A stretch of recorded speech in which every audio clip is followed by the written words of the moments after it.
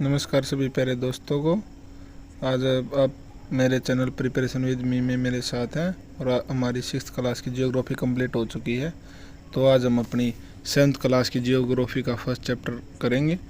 ठीक है, अपने सीटेट के लिए प्रिपरेशन करेंगे। तो हमारा फर्स्ट चैप्टर है आज पर्यावरण। पर्यावरण क्या होता है? जो हमारे आसपास जो भी घटना घटित होती है हमारे पर्यावरण में, जो वायु है या हमारे जो जीव जंतु रहते हैं या पेड़ पौधे, ये सभी एक पर्यावरण का ही हिस्सा है। ठीक है, तो आज हम अपना चैप्टर पढ़ेंगे। पहला है पर्यावरण। लंबी छुट्टियों के बाद जब रवि स्कूल जा रहा था तब उसने देखा कि उसके स्कूल के निकट के खेल के मैदान में खुदाई हो गई थी। वहीं एक मैदान उनके खेलने के लिए वहां पर था। लोगों ने बताया कि वहां अनेक फ्लैटों वाली एक बड़ी इमारत बनेगी। जब रवि को समझ में आया कि मुलायम घास, गेंदे के फूल एवं तितलियों वाले मैदान अब हमेशा के लिए नष्ट हो जाएंगे, तो उसकी आंखों से आंसू छलकने लगे। उसने यह बात अपने सहपाठियों को बताई।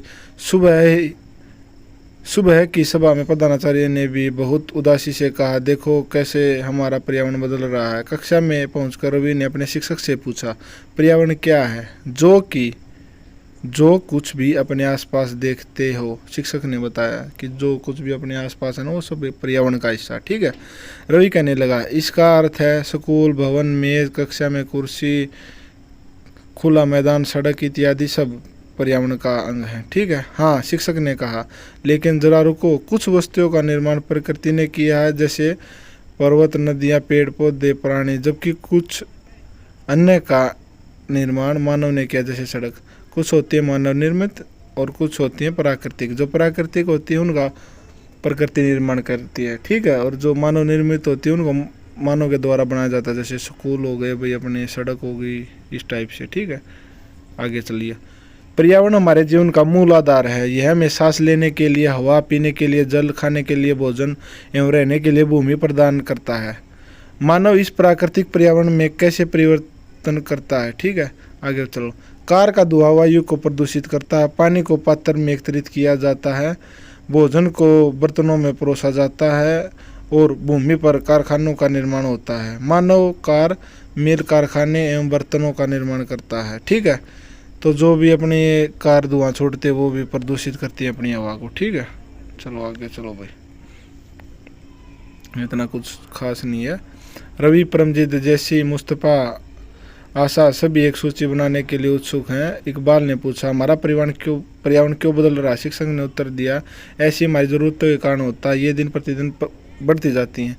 उन्होंने ठीक बोला कि जैसे भाई पहले गर्मी के टाइम पे हम अपने नॉर्मल पंखा वगैरह चला के सो जाते, लेकिन आज के टाइम जैसे जैसे मौसम चेंज हो रहा है, हर घर में एसी हो गई है, उसके साथ तो और भी ज़्यादा गर्मी हो रही है, तो इससे पर्यावरण में भी चेंज आता जा रहा है। पहले लोगों के पास बहुत कम गाड़ी थी, लोग साइकिल पे, घोड़ा गाड़ी में चलते थे, और आज के टाइम पे सभी अपनी पसंद गाड़ी लेके चलते हैं। ठीक है, इसमें बहुत फर्क आया हुआ है।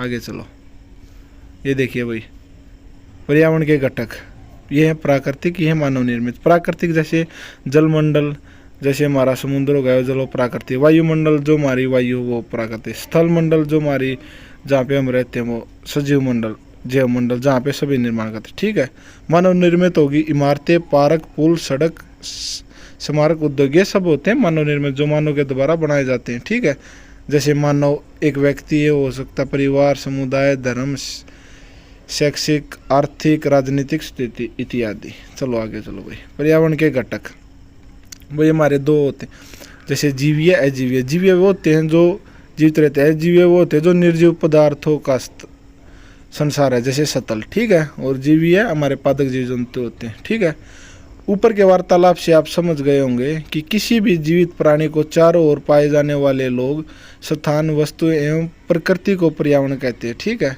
यह प्राकृतिक एवं मानव निर्मित परिघटनाओं का मिश्रण है।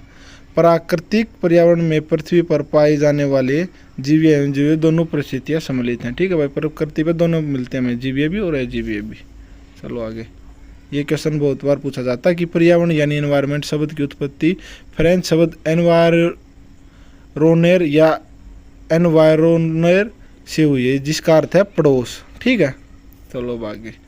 प्राकृतिक पर्यावरण, भूमि, जल, वायु, पेड़ पौधे एवं जीव जंतु मिलकर प्राकृतिक पर्यावरण का निर्माण करते हैं। जो प्राकृतिक पर्यावरण उसका कौन कौन निर्माण करते हैं? भूमि, जल, वायु, पेड़ पौधे और जीव जंतु।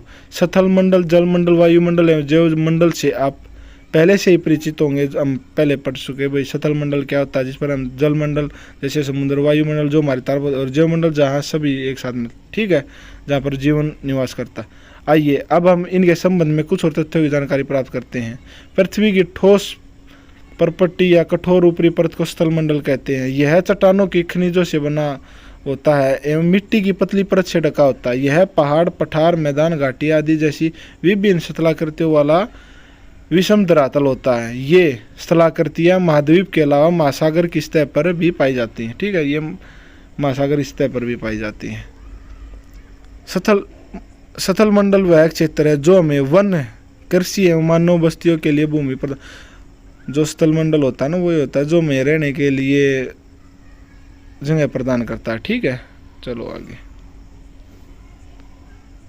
जल के एक क्षेत्र को जलमंडल कहते हैं, ठीक है, जहाँ पे जल होता है उसे जलमंडल कहते हैं। यह जल के विभिन्न स्रोतों जैसे नदी, झील, समुद्र, महासागर आदि जैसे विभिन्न जलाशयों से मिलकर बनता है। यह सभी प्राणियों के लिए आवश्यक है, ठीक है। पृथ्वी के चारों ओर फैली वायु की पतली परत को वायुमंडल कहते हैं। जो हमारे चारों तरफ फैली होती है उसे वायुमंडल कहते हैं।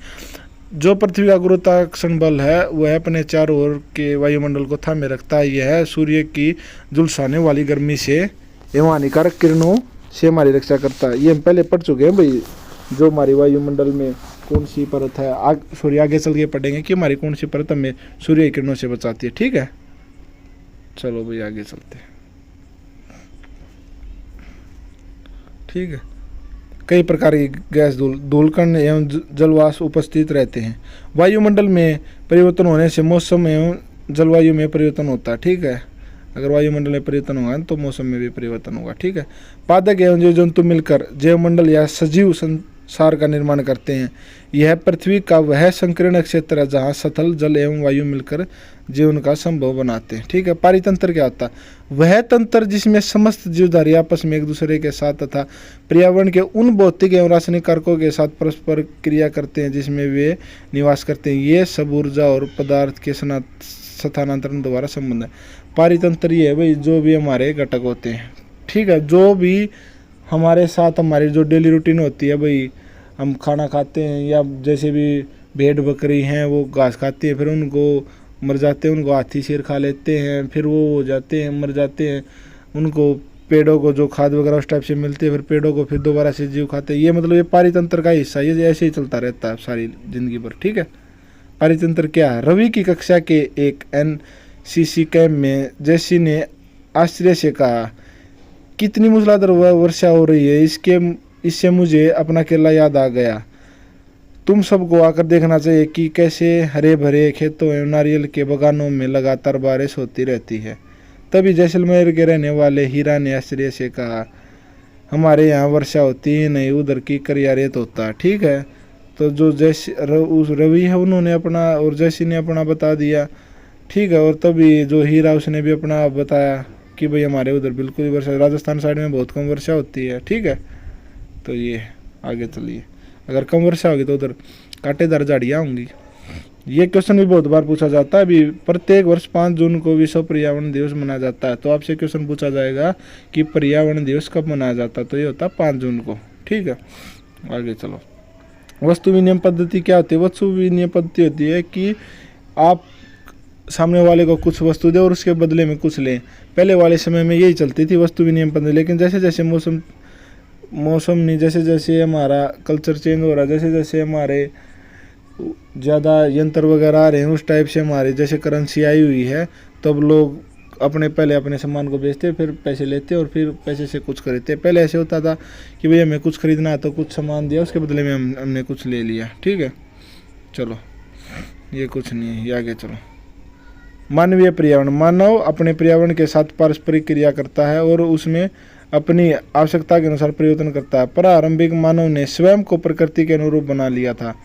उनका जीवन सरल था एवं आसपास की प्रकृति से उनकी आवश्यकता पूरी हो जाती थी। स्वयं के साथ कई प्रकार की आवश्यकताएं बढ़ी। मानव ने पर्यावरण के उपयोग और उसमें परिवर्तन करने के लिए कई तरीके सीख लिए। उसने फसल उगाना, पशु पालना एवं स्थायी जीवन जीना सीख लिया। पहले जो आदमी थे ना वो घूमते रहते थे, ठीक है। ये हम हिस्ट्री की कक्षा 6वीं में पढ़ेंगे। पहले लोग घूमते रहते थे, ठीक है। कुछ दिनों इधर खेती कर ली, फिर उसके बाद और कहीं खेल ली, तो उसके बाद आदमियों ने अपना स्थायी जीवन कर लिया, एक जगह रहने लगे, पशु पालने लगे और अपना जो रोजगार उसको बढ़ाने लगे, ठीक है। आवश्यकता से अधिक अन्न उपजा जाने लगा और वस्तु विनिमय पद्धति का विकास हुआ।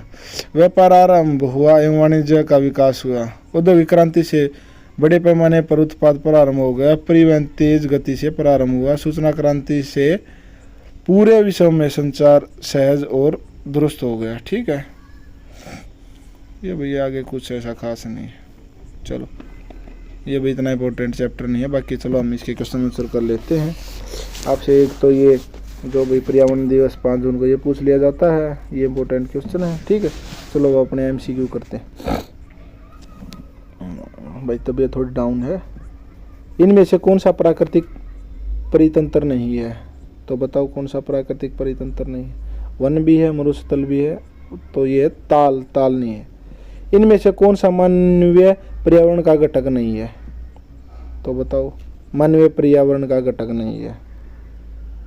धर्म और समुदाय, तो स्थल नहीं है। इनमें से कौन सा मानव निर्मित पर्यावरण है? बताओ, जो मानव के द्वारा बनाया जाता है।